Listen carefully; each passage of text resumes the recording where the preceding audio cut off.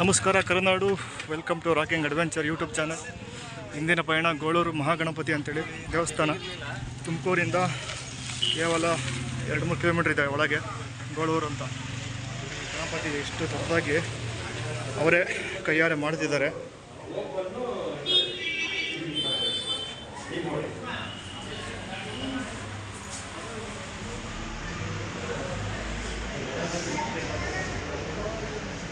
ಮೂಲ ವಿಗ್ರಹ ಬಂದು ಅದರ ಹಿಂದೆಗಡೆ ಇದೆ.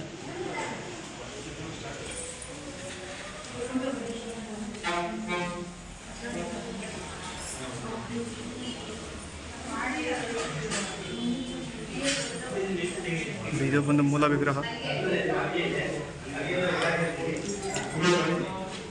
ಅಂದಿನ ಕಾಲದ ಒಬ್ಬ ಗುರು ಮಹರ್ಷಿಗಳು ಈ ಒಂದು ದೇವಾಲಯದಲ್ಲಿ ಗಣೇಶ ಹಬ್ಬದ ದಿನ ಒಂದು ಗಣೇಶನ ಪ್ರತಿಷ್ಠಾಪನೆ ಮಾಡಿದ್ದಾವೆ. ಅಂದಿನಿಂದ ಇಂದಿನವರೆಗೂ ಪ್ರತಿ ವರ್ಷ ಈ ಥರ ಒಂದು ಗಣೇಶನ ಮೂರ್ತಿ ಗಣೇಶ ಹಬ್ಬದ ದಿನ ಇವರೇ ಕೈಯಾರೆ ಒಂದು ಮಾಡಿ ಬಲಿಪಾಡ್ಯಮಿ ಹಬ್ಬದ ದಿನ ಒಂದು ವಿಶೇಷ ಪೂಜೆ ಮಾಡಿ ಮೆರವಣಿಗೆ ಮಾಡಿ ಕೊನೆಯ ದಿನ ವಿಸರ್ಜನೆ ಮಾಡ್ತಾರೆ. ಯಾರೆಲ್ಲ ಬರಬೇಕು ಅಂದ್ಕೊಂಡಿದ್ದಾರೆ ಗೋಳೂರಿಗೆ, ಇನ್ನೂ ಟೈಮ್ ಇದೆ, ಬನ್ನಿ, ದರ್ಶನ ತಗೊಳ್ಳಿ, ಎಲ್ಲರಿಗೂ ಒಳ್ಳೆಯದಾಗಲಿ.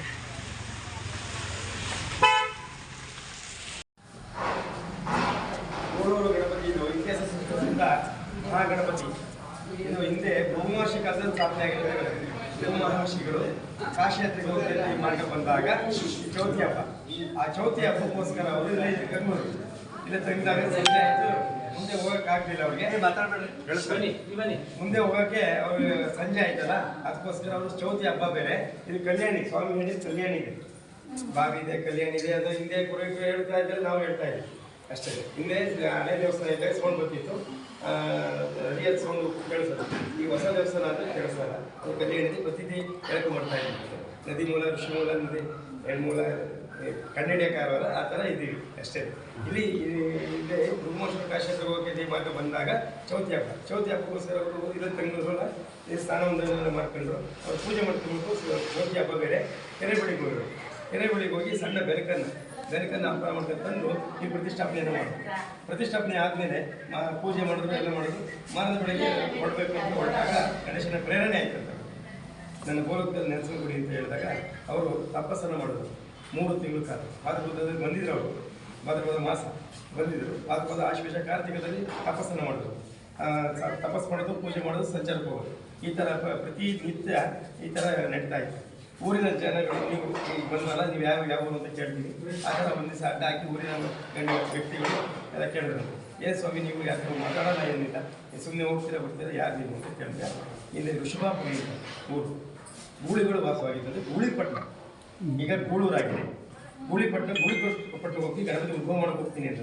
ಏನು ಗಣಪತಿ ಇಂದಿರೋ ಉದ್ಭವ ಅಂತೀರ ತೋರಿಸಿ ಆ ಕರ್ಕೊಂಬಂದು ಆ ತಪಸ್ಸಿನ ಫಲದಿಂದ ಹಿಂದೆ ದೇವತೆಗಳನ್ನ ಪಡಿಬೇಕು, ಏನಾದ್ರು ಇಷ್ಟ ಸಿದ್ಧಿಸ್ಕೊಬೇಕು ಅಂದರೆ ಋಷಿಮುನಿಗಳು ತಪಸ್ ಮಾಡ್ಕೊಂಡಿರಲ್ಲ. ಆಗಿನ ಕಾಲದಲ್ಲಿ ಆಗಿರುವಂಥ ಗಣಪತಿ ಋಷಿಮುನಿಗಳು ಅವತ್ತು ತಪಸ್ ಮಾಡಿದ ಫಲದಿಂದ ನಿಜವಾದ ಗಣಪತಿಯೇ ಕರೆಸಿದ್ರು. ಇದೇ ಗಣಪತಿ ಅದು ತೋರಿಸ್ಕೊಟ್ಟು ಮಣ್ಣು ತರಿಸ್ಬಿಟ್ಟು ಉದ್ಭವ ಮಾಡಿ ಅವ್ರಿಗೆ ತೋರಿಸಿ ಏನೇನು ಮಾಡಬೇಕು ಅಂತ ಪದ್ಧತಿಯನ್ನು ಹೇಳ್ಕೊಟ್ಟು ಮಣ್ಣು ತರಿಸಿ ಮಾಡಿ ತೋರಿಸಿಕೊಟ್ಟು ಪೂಜೆ ಸಲ್ಲಿಸಿ ವಿಸರ್ಜನೆ ಮಾಡಿಕೊಟ್ಟು ಅವ್ರು ಮುಂದೆ ಕಾಶಿ ಯಾತ್ರೆ ಬೆಳೆಸಿದ್ರು.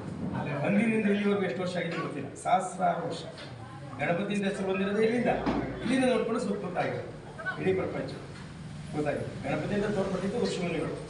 ಆ ಥರ ಈ ಪದ್ಧತಿ. ನಾವು ಈಗ ಎಲ್ಲ ಕಡೆ 5 ದಿವಸ, 11 ದಿವಸ, 21 ದಿವಸ ವಿಸರ್ಜನೆ ಮಾಡ್ಬಿಡ್ತೀವಿ. ಆದರೆ ಇಲ್ಲಿ ನಾವು ಚೌತಿ ಹಬ್ಬದ ದಿವಸ ಇಡೋದಿಲ್ಲ. ಸಣ್ಣ ಪುಟಾಣಿ ಗಣಪತಿಯನ್ನು 15 ಕೋಮ್ ಜನಾಂಗ, ರಾತ್ರಿ ಚಂದ್ರೋದಯ ಶಾಪ ಇರೋದ್ರಿಂದ 8 ಗಂಟೆ ಮೇಲೆ ಹೋಗಿ 15 ಕೋಮ್ ಜನಾಂಗದವರು, ಗ್ರಾಮಸ್ಥರು ಪುಟಾಣಿ ಗಣಪತಿಯನ್ನು ಅಲ್ಲಿ ಕೆರೆ ಬಳಿಗೆ ಹೋಗಿ ಪೂಜೆಯನ್ನು ಮಾಡ್ಕೊಂಡು, ಗಂಗೆ ಪೂಜೆಯನ್ನು ಮಾಡ್ಕೊಂಡು, ಆಹ್ವಾನ ಮಾಡ್ಕೊಂಡು ಮಂಗಳವಾರ ಸಮೇತ ತಂದು ಪ್ರತಿಷ್ಠಾಪನೆ.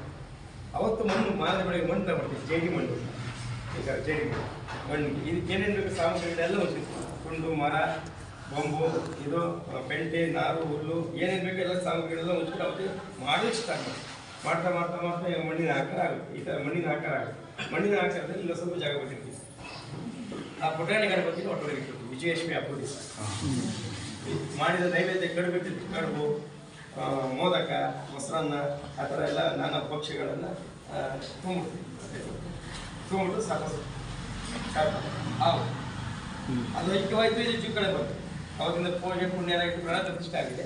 ಅವತ್ತಿನ ಪೂಜೆನೂ ಆಗ್ತಾ ಇರ್ತದೆ, ಕೆಲಸನೂ ಮಾಡ್ತಾ ಇದ್ದಾರೆ ನೋಡಿ. ಪೇಂಟಿ ಕೆಲಸ, ಚಿತ್ರ ಕೆಲಸ ಇರ್ತದೆ, ಮಾಡ್ತಾ ಇರ್ತೀವಿ. ಪೂಜೆ ನೀವು ಬಂದ್ರೆ ಪೂಜೆ ಮಾಡ್ತಾ ಇರ್ತೀವಿ. ಯಾಕೆ ಪೂಜೆ ಮಾಡ್ತಿರೋದು? ಅದು ಐಕ್ಯವಾಗಿದೆ, ಪ್ರಾಣ ಆಗಿದೆ, ಪ್ರಾಣ ಪ್ರತಿಷ್ಠೆ ಆಗಿದೆ. ಅವತ್ತು ಮಾಡಿ ಕೆಲಸ ಎಲ್ಲ ಆಗಿದೆ. ನಾಳೆ ಬಲಿ ಪಾಡ್ಯಮಿ ಬರ್ತಿರೋದು ದೀಪಾವಳಿ. ಆ ದೀಪಾವಳಿ ದಿವಸ ನಾವು ಕಣ್ಣು ಧಾರಣೆ ಮಾಡ್ತೀವಿ. ಕಣ್ಣು ದೃಷ್ಟಿ ಇಟ್ಬಿಟ್ಟು ಅವತ್ತಿನ ಪ್ರಥಮ ಪೂಜೆ 1 ತಿಂಗಳು ಕಾರ್ಯಕ್ರಮ ಪೂರ್ತಿ 2 ತಿಂಗಳು ಮಾಡೋದಕ್ಕೆ ಬೇಕು, 1 ತಿಂಗಳು ಮಹಾಮಂಗಳ. ಈ ಥರ ಪದ್ಧತಿ ಪ್ರತಿ ವರ್ಷವೂ ನಡೀತಿದೆ. 3 ತಿಂಗಳು ಸ್ವಾಮೀಜಿ ಇಟ್ಟಿದ್ದು 3 ತಿಂಗಳು, ನಾವು ಹಿಡಿದು 3 ತಿಂಗಳು ವಿಸರ್ಜನೆಯನ್ನು ಮಾಡ್ತೀವಿ.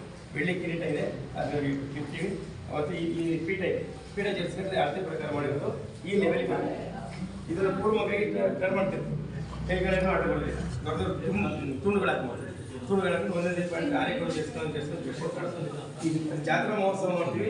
ತೆರಿಗೆ ವಿಧಿಗೆ ಅಮಾವಾಸ್ಯೆ ಅಮಾವಾಸ್ಯಕ್ಕೆ ವಿಸರ್ಜನೆಗೆ ನಾವು 1 ಲಕ್ಷಾಂತರ ರೂಪಾಯಿ ಖರ್ಚು ಮಾಡಿ ವಿಸರ್ಜನೆ ಮಾಡ್ತೀವಿ. ಈಗ ಪೂಜೆಗೆ ದೀಪಾವಳಿ ಹಬ್ಬದಿಂದ 1 ತಿಂಗಳು ಪೂರ್ತಿ ದೀಪ ಈ ಥರ ಪ್ರತಿ ವರ್ಷ ಮಾಡ್ತೀವಿ. ನಿಮ್ಮ ಬೇಡಿಕೆ, ನಿಮ್ಮ ಮನೆಯಲ್ಲಿ ಏನಾದರೂ ಕೆಲಸ ಕಾರ್ಯ ಆಗಬೇಕಾ, ಏನಾದರೂ ಸಂಕಲ್ಪ ಮಾಡ್ಕೊಳ್ಳಿ, ಕೆಲಸ ಆಗುತ್ತೆ. ಪ್ರತಿ ವರ್ಷ ಮಾಡೋದು ಬಿಡೋದು. ನಿಮ್ಮ ಬೇಡಿಕೆ ಕೆಲಸ ಒಂದಿದೆ, 10 ದಿವಸ ಈ ಥರ